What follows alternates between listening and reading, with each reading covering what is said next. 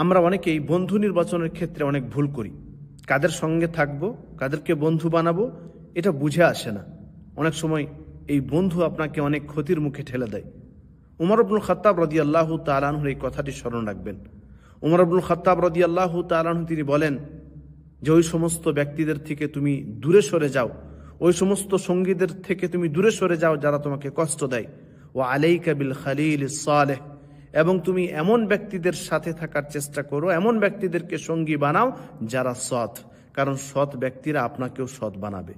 যদিও সংখ্যায় তারা কম হোক, যদিও সংখ্যায় তারা 1, 2, 3 জন হোক, এতে কোনো অসুবিধা নেই। তিনি বলছেন ওয়াশাবির ফি আমরিক আল্লাযীনা ইয়াখাফুনাল্লাহ, এবং যখন তুমি কোনো বিষয়ে পরামর্শ নিবে তখন এমন ব্যক্তিদের থেকে পরামর্শ নিবে যারা আল্লাহ তাআলাকে ভয় করে।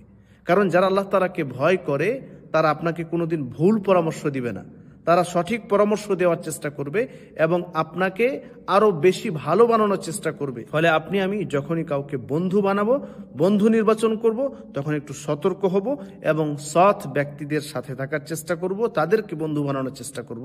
আল্লাহ তাআলা তৌফিক দান করুন।